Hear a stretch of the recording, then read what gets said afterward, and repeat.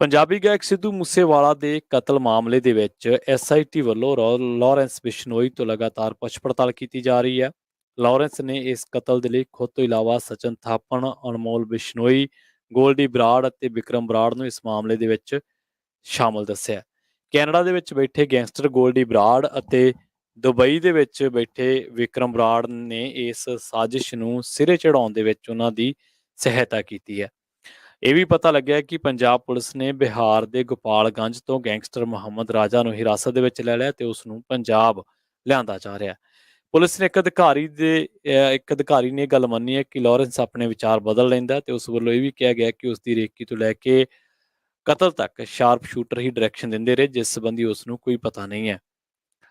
ਭਾਵੇਂ ਪੰਜਾਬ ਪੁਲਿਸ ਇਸ ਮਾਮਲੇ ਦੇ ਵਿੱਚ ਚੁੱਪ ਵੱਟੀ ਹੋਈ ਹੈ, ਪਰ ਪੁਲਿਸ ਨੂੰ ਇਸ ਵੇਲੇ 4 ਸ਼ੂਟਰਾਂ ਦੀ ਵੱਡੀ ਤਲਾਸ਼ ਹੈ, ਜਿਨ੍ਹਾਂ ਦੇ ਵਿੱਚ ਹਰਿਆਣਾ ਦੇ ਸੋਨੀਪਤ ਦੇ ਪ੍ਰਿਆ ਵਰਤ ਫੌਜੀ ਅੰਕਿਤ ਸ਼ੇਰਸ਼ਾਹ ਸ਼ਾਮਲ ਨੇ।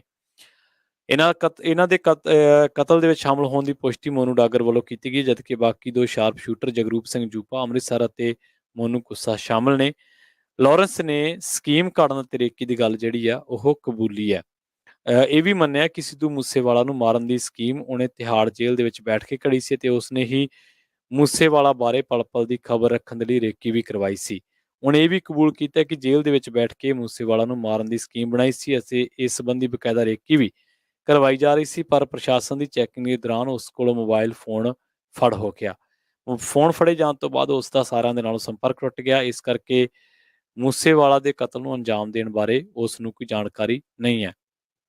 ਹੁਣ ਇਹ ਵੀ ਸਪਸ਼ਟ ਕੀਤਾ ਕਿ ਮੂਸੇਵਾਲੇ ਦਾ ਕਤਲ ਵਿੱਕੀ ਮਿੱਡੂ ਖੇੜਾ ਦੀ ਮੌਤ ਦਾ ਬਦਲਾ ਲੈਣ ਦੇ ਲਈ ਕੀਤਾ ਗਿਆ। ਇਸ ਵੇਲੇ ਜਿੱਥੇ ਲਾਰੈਂਸ ਬਿਸ਼ਨੋਈ ਨੂੰ ਰੱਖਿਆ ਗਿਆ, ਉੱਥੇ ਸਖਤ ਪ੍ਰਬੰਧ ਕੀਤੇ ਹੋਏ ਨੇ।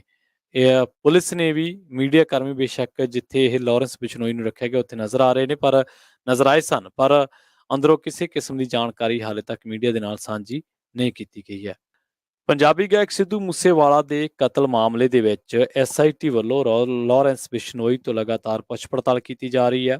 ਲਾਰੈਂਸ ਨੇ ਇਸ ਕਤਲ ਦੇ ਲਈ ਖੁਦ ਤੋਂ ਇਲਾਵਾ ਸਚਨ ਥਾਪਣ, ਅਨਮੋਲ ਬਿਸ਼ਨੋਈ, ਗੋਲਡੀ ਬਰਾੜ ਅਤੇ ਵਿਕਰਮ ਬਰਾੜ ਨੂੰ ਇਸ ਮਾਮਲੇ ਦੇ ਵਿੱਚ ਸ਼ਾਮਲ ਦੱਸਿਆ। ਕੈਨੇਡਾ ਦੇ ਵਿੱਚ ਬੈਠੇ ਗੈਂਗਸਟਰ ਗੋਲਡੀ ਬਰਾੜ ਅਤੇ ਦੁਬਈ ਦੇ ਵਿੱਚ ਬੈਠੇ ਵਿਕਰਮ ਬਰਾੜ ਨੇ ਇਸ ਸਾਜ਼ਿਸ਼ ਨੂੰ ਸਿਰੇ ਚੜਾਉਣ ਦੇ ਵਿੱਚ ਉਹਨਾਂ ਦੀ ਸਹਾਇਤਾ ਕੀਤੀ ਹੈ।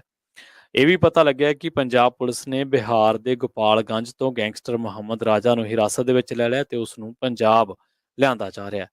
ਪੁਲਿਸ ਨੇ ਇੱਕ ਅਧਿਕਾਰੀ ਨੇ ਗੱਲ ਮੰਨੀ ਹੈ ਕਿ ਲਾਰੈਂਸ ਆਪਣੇ ਵਿਚਾਰ ਬਦਲ ਲੈਂਦਾ ਤੇ ਉਸ ਵੱਲੋਂ ਇਹ ਵੀ ਕਿਹਾ ਗਿਆ ਕਿ ਉਸ ਦੀ ਰੇਕੀ ਤੋਂ ਲੈ ਕੇ ਕਤਲ ਤੱਕ ਸ਼ਾਰਪ ਸ਼ੂਟਰ ਹੀ ਡਾਇਰੈਕਸ਼ਨ ਦਿੰਦੇ ਰਹੇ, ਜਿਸ ਸੰਬੰਧੀ ਉਸ ਨੂੰ ਕੋਈ ਪਤਾ ਨਹੀਂ ਹੈ। ਭਾਵੇਂ ਪੰਜਾਬ ਪੁਲਿਸ ਇਸ ਮਾਮਲੇ ਦੇ ਵਿੱਚ ਚੁੱਪ ਵੱਟੀ ਹੋਈ ਹੈ, ਪਰ ਪੁਲਿਸ ਨੂੰ ਇਸ ਵੇਲੇ 4 ਸ਼ੂਟਰਾਂ ਦੀ ਵੱਡੀ ਤਲਾਸ਼ ਹੈ, ਜਿਨ੍ਹਾਂ ਦੇ ਵਿੱਚ ਹਰਿਆਣਾ ਦੇ ਸੋਨੀਪਤ ਦੇ ਪ੍ਰਿਆ ਵਰਤ ਫੌਜੀ ਅੰਕਿਤ ਸ਼ੇਰਸ਼ਾਹ ਸ਼ਾਮਲ ਨੇ।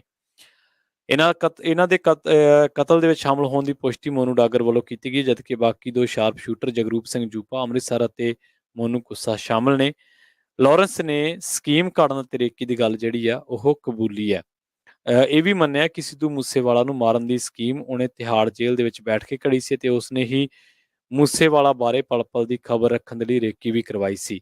ਉਹਨੇ ਇਹ ਵੀ ਕਬੂਲ ਕੀਤਾ ਕਿ ਜੇਲ੍ਹ ਦੇ ਵਿੱਚ ਬੈਠ ਕੇ ਮੂਸੇਵਾਲਾ ਨੂੰ ਮਾਰਨ ਦੀ ਸਕੀਮ ਬਣਾਈ ਸੀ ਅਤੇ ਇਸ ਸੰਬੰਧੀ ਬਕਾਇਦਾ ਰੇਕੀ ਵੀ ਕਰਵਾਈ ਜਾ ਰਹੀ ਸੀ, ਪਰ ਪ੍ਰਸ਼ਾਸਨ ਦੀ ਚੈਕਿੰਗ ਦੇ ਦੌਰਾਨ ਉਸ ਕੋਲੋਂ ਮੋਬਾਈਲ ਫੋਨ ਫੜ ਹੋ ਗਿਆ। ਫੋਨ ਫੜੇ ਜਾਣ ਤੋਂ ਬਾਅਦ ਉਸ ਦਾ ਸਾਰਿਆਂ ਦੇ ਨਾਲੋਂ ਸੰਪਰਕ ਟੁੱਟ ਗਿਆ। ਇਸ ਕਰਕੇ ਮੂਸੇਵਾਲਾ ਦੇ ਕਤਲ ਨੂੰ ਅੰਜਾਮ ਦੇਣ ਬਾਰੇ ਉਸ ਨੂੰ ਕੋਈ ਜਾਣਕਾਰੀ ਨਹੀਂ ਹੈ। ਹੁਣ ਇਹ ਵੀ ਸਪਸ਼ਟ ਕੀਤਾ ਕਿ ਮੂਸੇਵਾਲੇ ਦਾ ਕਤਲ ਵਿੱਕੀ ਮਿੱਡੂ ਖੇੜਾ ਦੀ ਮੌਤ ਦਾ ਬਦਲਾ ਲੈਣ ਦੇ ਲਈ ਕੀਤਾ ਗਿਆ।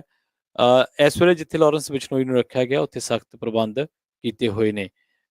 ਪੁਲਿਸ ਨੇ ਵੀ ਮੀਡੀਆ ਕਰਮੀ ਬੇਸ਼ੱਕ ਜਿੱਥੇ ਇਹ ਲਾਰੈਂਸ ਬਿਸ਼ਨੋਈ ਨੂੰ ਰੱਖਿਆ ਗਿਆ ਉੱਥੇ ਨਜ਼ਰ ਆਏ ਸਨ, ਪਰ ਅੰਦਰੋਂ ਕਿਸੇ ਕਿਸਮ ਦੀ ਜਾਣਕਾਰੀ ਹਾਲੇ ਤੱਕ ਮੀਡੀਆ